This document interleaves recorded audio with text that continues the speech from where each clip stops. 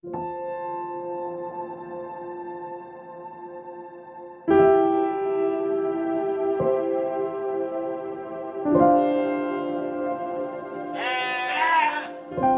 itu menanamkan pada kita supaya kita itu bisa hidup selamanya, Mas. Apa yang hidup?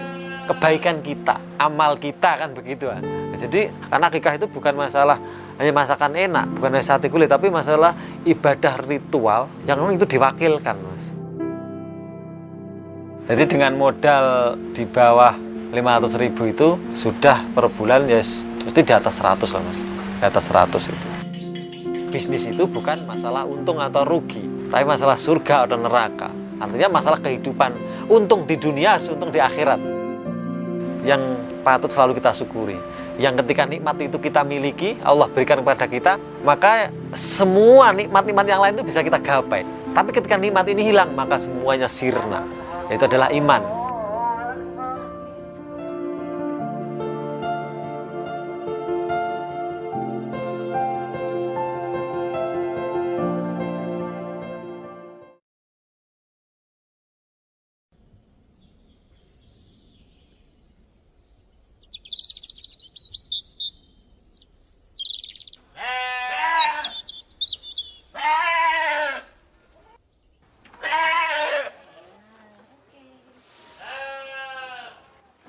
Assalamualaikum warahmatullahi wabarakatuh. Perkenalkan, saya Panji. Saya berasal dari salah satu kampung di Trenggalek. Itu kelahiran saya. Kemudian sekarang domisili di Malang. Alhamdulillah di sini memulai usaha di Abah Husein Catering Akikah itu.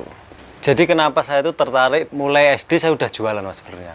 Apa saja bisa saya jual, gitu kan. Misalkan jualan keong, jualan yang tren di teman-teman sepermainan seperti itu. Kemudian ketika utus sekolah itu, itu udah mulai jualan es keliling kampung. Kalau Ramadan itu saya harus keliling kampung melewati sekitar 5 RT, terus dari bawah ke puncak bukit sampai turun lagi itu jualan es lilin, Mas, sama es batu. Kalau dipanggul gini kan, seperti itu. Itu mendapatkan Rp3.000 per hari. Jadi dari sore sebelum buka sampai buka puasa itu pulang. Mungkin di situ awal mula dari saya belajar dunia usaha, dunia bisnis seperti. Jadi bukan instan, artinya ada masa lalu seperti itu. Jadi ketika nggak lulus itu kan bingung sebenarnya orang itu mau kerja apa, gitu kan. Kalau ada ijazah kan enak. Nah, saya itu selalu ditolak, Mas, kalau kerja karena punya ijazah. Bahkan mau nguli saja sama teman-teman ke Surabaya, delalah sampai Surabaya itu udah naik bis, itu nggak jadi juga kerja di situ. Kemudian suatu saat saya itu jualan bakso di kiosnya salah satu paman saya, gitu kan.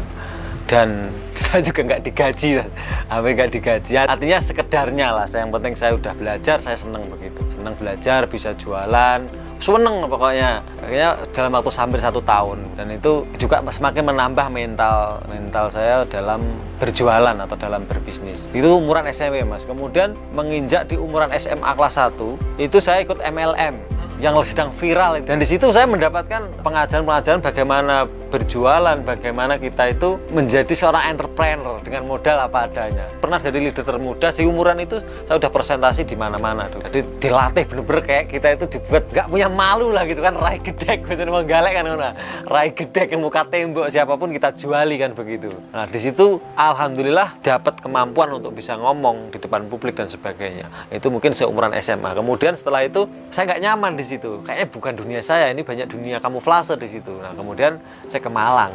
Ke Malang diajak kakak saya, gitu kan, usaha fotografer bareng-bareng dengan jual sawahnya kakek dan investor. Dan akhirnya jatuh juga kan, Kemudian terbesit begini. Saya udah pernah jualan ikan bakar, nggak laku juga. Jualan es krim apa itu pernah di Malang. Jualan tahua, saya itu sehari pernah jualan tahua itu nggak ada yang beli, Mas, sehari sampai sore. Tak kasihkan orang, Mas, ayo Pak, ini Pak, daripada saya itu jualan sehari nggak laku, ayo Pak cicipi, gitu kan. Orangnya lari, nggak mau, Mas, aku nggak mau, Mas, nggak mau.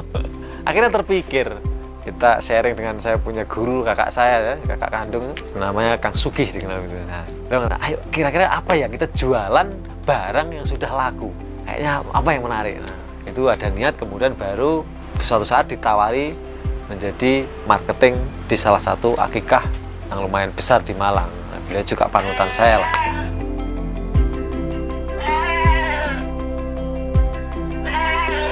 sempat ketika ke Malang itu sebelum menemukan kira-kira usaha apa gitu kan, itu sempat saya 9 bulan Mas di Masjid Sabilillah, di teras masjid itu saya jualan majalah bekas, majalah Islam ya, majalah Islami, buku-buku Islam. Jadi saya sebelum duhur saya ke sana, setelah sholat duhur kan ada orang pakai sepatu, dia butuh proses beberapa menit kan, itu saya deketin, saya kenalan, kemudian itu kan. Nah dari situ saya juga pernah berlatih lagi, mental lagi, terasa lagi. Nggak kerja 9 bulan, kadang makan juga, kalau ada ya dimakan, kalau enggak ya nggak laku ya pulang jalan kaki dari Blimbing ke Bugis. Itu pernah suatu saat hujan dan sebagainya. Tapi di situ saya mendapatkan sesuatu yang nggak bisa saya ulang sekarang, yaitu saya merasakan lapar tapi nikmat. Saya merasakan nikmatnya makan pecel, yang nikmat pecel itu sekarang dicabut bahasanya, karena saya usaha kuliner kan, jadi makanan jadi nggak enak. Di situ saya mendapatkan sebuah pengalaman hidup yang tak terlupakan, kayak benar-benar ya Allah, bisa bersyukurlah seperti itu. Kemudian dari situ terlatihlah komunikasi dengan orang, bagaimana jualan dengan soft selling, meskipun belum tahu teorinya itu kan, tapi kan bisa. Soft selling itu seperti apa, hard selling seperti apa, ngerti lah prakteknya. Kemudian ditawari di salah satu perusahaan akikoh yang terkenal besar di Malang ya, untuk bantu kirim, bantu marketing. Alhamdulillah mendapatkan dunia saya gitu loh. Wah, kayak ini nih dunia saya ini kan, dunia ketemu orang tiap hari kan, datengin konsumen, dan alhamdulillah di situ mendapatkan jenjang karir yang lumayan lah begitu kan. Ini omset itu selalu tertarget dan sebagainya. Sambil berbarengan dengan saya kerja itu saya juga jualan susu kedelai dari jam 4 sebelum subuh itu, nitip ke Melijo sampai jam 7, setengah 6, jam 7, jam 6 saya udah pulang lah. Nah itu saya lumayan, intinya kan dapat tambahan seperti itu. Semakin menambah keyakinan saya bahwa dunia saya memang dunia bisnis kayaknya gitu kan. Makin yakin nih. Kemudian suatu saat merasa kayaknya saya ada yang stagnan dalam hidup ini. Kok saya kerja terus, tujuan saya dulu ke Malang pengen usaha lagi kan, karena sudah pernah bangkrut kan. Di 2006 pernah bangkrut sama kakak saya itu. Kemudian memulai lagi 2009-10 itu mulai masuk ke Malang, kan pengen niat usaha lagi, nggak niat kerja. Kok kayaknya udah mulai nggak melenceng gitu kan. Udah bismillah memutuskan untuk keluar kerja dan memulai usaha itu sendiri. Saat mulai usaha itu saya keluar tuh istri pas lagi hamil, anak yang pertama. Pengen banyak waktu lah untuk keluarga begitu dan sebagainya. Kemudian memutuskan akhirnya untuk keluar dari zonanya yang nyaman tiap bulan rutin itu. Dan saat itu saya masih punya cicilan motor sebenarnya. Penghasilan habisnya wis menurun banget kan, tapi memutuskan selalu momentumnya ketika mau bangkit, ya itu jatuhnya luar biasa rasanya. Kayak saat itu 3 juta loh, 3 juta pendapatan saya Mas, 3 kali UMR Malang saat itu. Besar sebenarnya untuk saat itu kan, 2011 itu kan lumayan lah segitu kan. UMR Malang kalau nggak salah 900-an saat itu. Ketika memecah cicilan motor, kemudian harus nyari kontrakan dan sebagainya, itu kondisi juga istilahnya hamil, dan benar-benar ternyata diuji betul jatuh dan pendapatan itu turun drastis. Sekarang baru mulai usaha kan, dapat 400 sebulan segitu, jauh lah turunnya itu. Kemudian suatu saat itu minggu kemarinnya itu pesanan banyak Mas, banyak itu kan. Lah minggu ini kok belum ada gitu kan, belum ada saat itu. Kemudian padahal besok lagi harus bayar cicilan motor. Nah, itu. Ketika saya mau berangkat keluar itu saya bilang pada istri saya begini, tolong catat semua pesanan yang kemarin di papan tulis. Loh ngapain dicatat lagi itu kan, wong itu sudah dikirim kan itu kan. Tidak apa-apa, itu sebagai doa kita, mudah-mudahan kita dapatkan order yang sama seperti itu. Dan alhamdulillah saya keluar rumah mencari order usaha seperti biasanya ya barbau sudah sebagainya. Ya alhamdulillah di hari itu saya mendapatkan pesanan yang persis sama seperti itu Mas.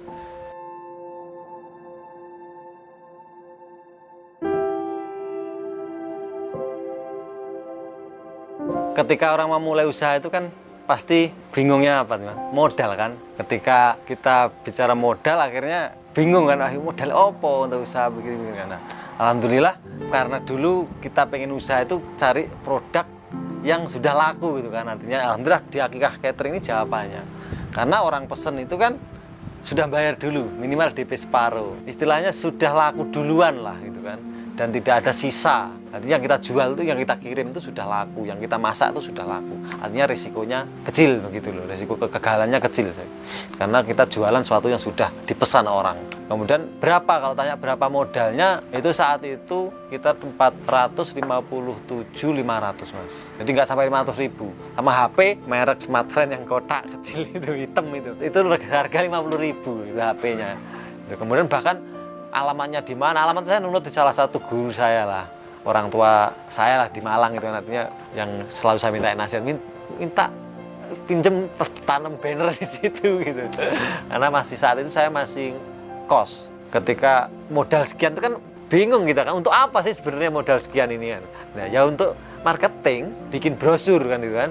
Jadi modalnya apa? Ya brosur kita sebarkan. Nah, produk akikah atau catering akikah lah khususnya, itu kan salah satu produk yang kita bisa lihat siapa pembelinya. Contoh, kalau bakul gorengan, ada orang liwat-liwat tuh nggak ngerti dia tuh mau karakter pembeli gorengan atau bukan, nggak ngerti kita Mas. Tapi akikah ngerti. Ah, itu ada ibu-ibu hamil tuh, ada orang nikah tuh pasti 9 bulan lagi lahiran hamil misalkan, atau ada orang lagi ke periksa tes pack misalkan atau lagi bawa balita kan, nimbang, itu kemungkinan besar belum diakikah juga. Jadi kelihatan siapa yang akan beli itu kelihatan. Nah, dari situ kita datengin aja rumah bersalin, bidan, apotek, posyandu gitu kan, TK, udah ke situ aja. Ada orang mau melahirkan itu tunggu dulu kasih brosur dulu. Pas dijemur, bayi dijemur itu kan, kalau di rumah bersalin ada dijemur-jemur itu kan sebelum ada Covid ini kan jemur itu. Nah, itu dikasih brosur. Mereka kemungkinan besar closing beli produk kita karena kita berani datang menawarkan solusi buat mereka. Ya tinggal actionnya ya brutal saja kita lakukan dengan ekstrim lah. Itu sehari mau datangin berapa rumah bersalin. Kemudian bisnis catering ini juga bisnis yang sangat simple sebenarnya, dan semakin majunya zaman kebutuhan semakin besar. Kenapa? Di umur jenengan ke bawah, kita ke bawah 90 atau 2000-an, anak kelahiran 2000-an itu jangankan masak kambing Mas, lihat kambing itu boleh jadi nggak pernah, ya enggak? Apalagi milenial yang generasi 2000 sekarang, lahiran sekarang kira-kira 2020 atau kelahiran 2015, belum tentu anak-anak kota itu lihat kambing. Jangankan masak, lihat kambingnya aja jadi banyak lihat di internet gitu kan. Ini yang menjadi bahwa pasarnya semakin besar, semakin maju zaman makin besar gitu. Kenapa? Pertama yaitu tadi, generasi milenial ini nggak mungkin lah, susah untuk mengetahui cara masak kambing, ribet banget lah itu kan. Kemudian era baru, dunia praktis ya, semua pengen praktis. Orang nggak mungkin lah Mas mau akikah harus motong sendiri, harus cari kambing, nonton nonton kambing, belanja ke pasar motong ya, butuh waktu yang sangat lama lah gitu kan. Cuman kita memberikan solusi itu gitu loh. Solusi bahwa dengan hadirnya kita ini sangat simpel lah. Belum lagi lahannya nggak ada dan sebagainya. Di umur bisnis saya 9 bulan, belum 1 tahun itu sudah alhamdulillah omset sudah menyamai mereka yang sudah berjalan bertahun-tahun. Semakin berkembang sampai setahun sudah per bulan ya pasti di atas 100 lah Mas. Jadi pernah di pas sebelum pandemi Mas ya, itu omset dari catering kita, jadi all product ya, all product itu sebulan mencapai sekitar 500 Mas, setengah M lah gitu kan. Tapi ketika kena pandemi kemarin ya, untuk beberapa produk tertentu kayak catering pernikahan nyungsep gitu, tapi nasi kotak naik gitu kan. Akikah ya masih jalan, karena akikah kan orang lahiran masa mau berhenti tetap lahir aja kan begitu. Kena corona tetap lahir, nggak boleh, corona jangan lahir dulu, nggak bisa kan gitu. Jadi masih aman alhamdulillah gitu. Kamu mau yang spesial? Tunggu ya, cuma 15 detik. Here we go.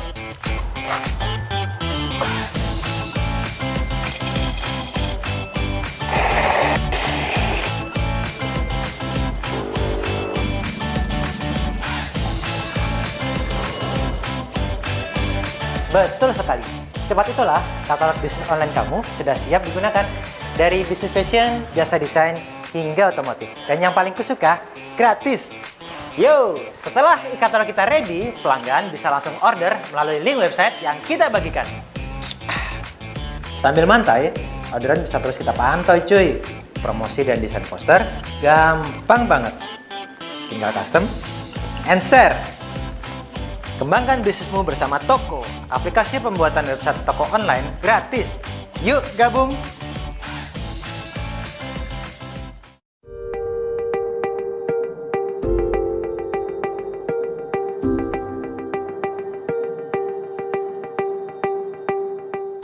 Bisnis akikah itu kan bukan hanya menjual masakan enak. Kalau bahasa saya, akikah itu bukan sekedar sate gulai. Yang diketahui kita kadang kan akikah enak sate gulai aja, tapi bukan seperti itu. Dalam sebuah bisnis pasti kita itu pertama adalah kalau bisnis makanan harus halal, enak, kemasan bagus, pelayanan bagus, dan value-value yang lain begitu kan.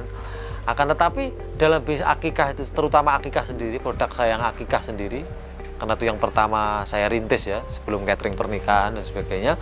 Akikah ini ada yang lebih tinggi dari halal, jadi syar'inya. Nah, menjaga kesyarian ini tentu susah untuk diwakilkan, Mas.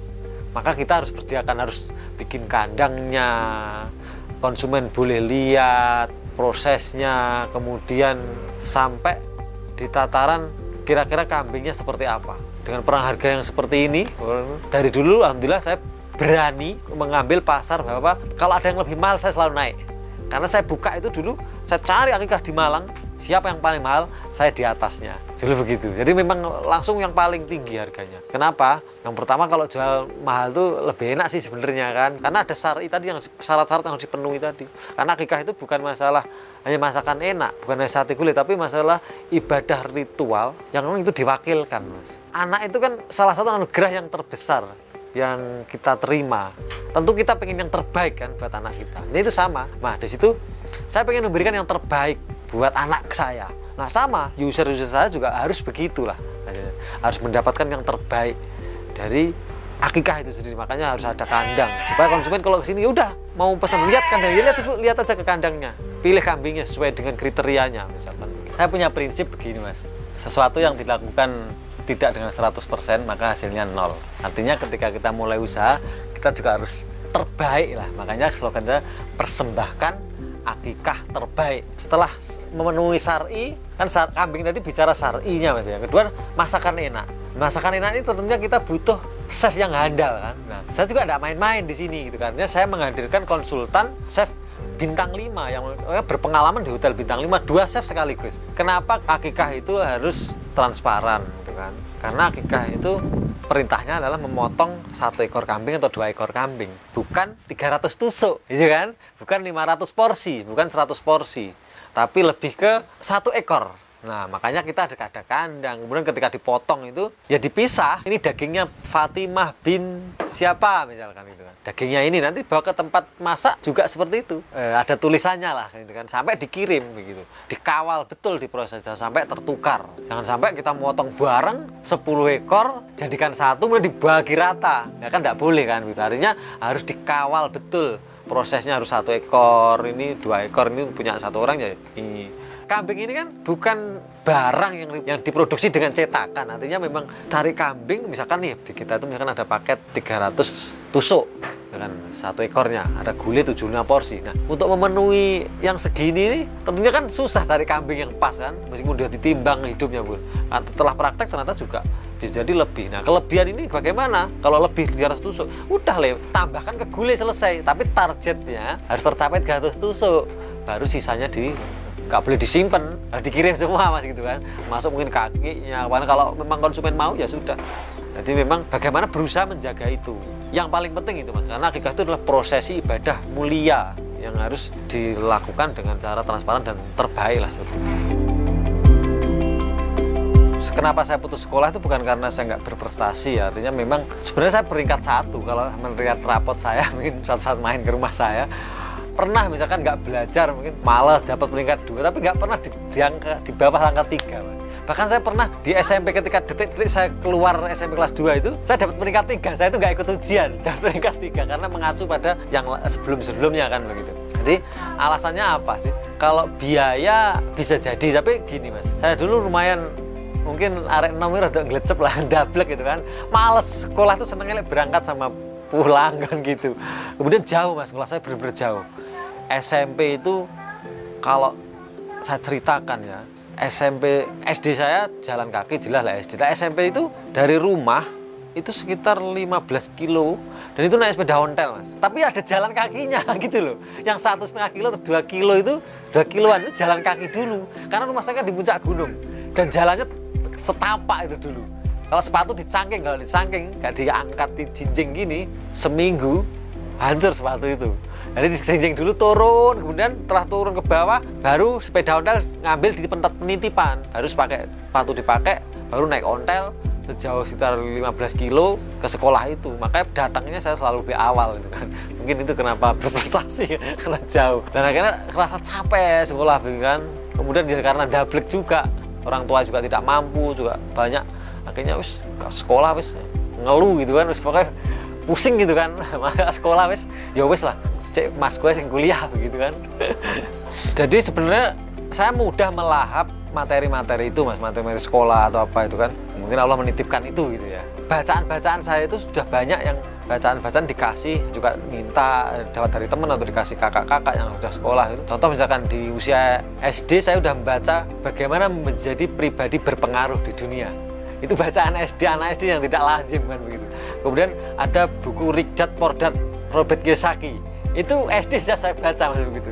SD SMP sudah saya berusaha mengaplikasikan. Ada cash flow kuadran gitu loh. Ada di mana karyawan, di mana investor, di mana uang bekerja untuk kita bekerja untuk uang dan sebagainya itu loh. Itu sudah saya lahap di usia dini. Nah dari situ akhirnya di kurikulum kita itu kayak ada yang kurang pas lah bahasanya begitu kan. Contoh misalkan begini, saya pernah mendapatkan nasihat dari salah satu ustadz. Beliau menyampaikan monyet diajari 3 bulan, dia mampu menghidupi yang mengajari tuannya dan anak-anak tuannya, istrinya juga begitu kan. Dia bisa menghidup dan dirinya sendiri. Artinya bisa menghasilkan uang untuk si monyet sama tuannya begitu, dan istri dan anak tuannya. Topeng monyet kan begitu, dilatih selama 3 bulan misalnya. Tapi manusia mulai belajar katakan mulai SD umur 6 tahun, 9 tahun belajar atau bahkan mohon maaf sampai perguruan tinggi, begitu keluar bingung. Gimana cara beli pulsa aja bingung, apalagi jangankan mikir menghidupi orang tua, menafkahi orang tua atau memberikan uang mikir hidupnya aja untuk beli baju, untuk kebutuhan hidupnya aja masih bingung, menghasilkan untuk makan aja bingung kan mas. Itu fakta, banyak seperti itu kan, bukan mengada-ada kan, artinya kan memang banyak fakta, bukan berarti menyembelihkan mereka, bukan, tapi di sini lebih ke ada yang salah kira-kira di situ gitu loh. Apa ya, karena cara belajar kita itu banyak teori kurang praktek sebenarnya itu kan. Seharusnya memang seimbang. Nah, bukan berapa banyak ilmu yang kita serap, tapi berapa banyak praktek dari satu ilmu yang kita tahu. Kita yakin sebagai umat muslim akan ada kemuliaan, akan ada bangkitnya budaya akhlak Islam yang mulia gitu kan. Artinya akan ada kemajuan yang baik di peradaban kita atau di umat kita lah, di negara kita lah, negara tercinta kita ini. Maka kita harus juga mempersiapkan. Meskipun kita hanya menjadi sebutir pasir dalam sebuah bangunan peradaban yang mulia itu. Kita ada program namanya program wakaf tanah untuk pesantren sama sumurnya. Itu sudah jalan, nanti pesantren sudah berjalan sekitar 1 tahun ini. Nah, program itu kita lakukan terus nanti. Terus menerus, nggak tahu perwujudannya per 5 tahun sekali atau apa, sesuai dengan budget yang kita dapatkan. Nah, dari situ ya kan cetak generasi yang Qurani, yang agamis, yang cinta pada negara, lahir batin cintanya, bagaimana mengharapkan materi dari negara kita, tapi cinta lahir batin. Nah, itu juga salah satu andil saya bahwa bisnis bukan untung rugi tadi. Jadi meskipun hanya sebutir pasir, bahkan nggak ada, kecil. Itu yang saya tanamkan juga kepada mereka, orang-orang teman tim saya. Akhirnya mereka jadi loyal, artinya tidak mau pindah. Karena di sini perjuangannya insya Allah lahir batin lah. Semua punya andil. Karena hasil dari usaha ini juga ada yang kita peruntukan untuk seperti misalkan bikin sumur di salah satu pesantren. Kenapa namanya Mbah Husen itu kan jadi banyak pertanyaan. Mbah Husen pasti ini dari mbahnya ya gitu kan. Ya betul, memang ini logo ini sosok yang luar biasa lah, membawa perubahan atau sosok yang visioner di zamannya gitu kan.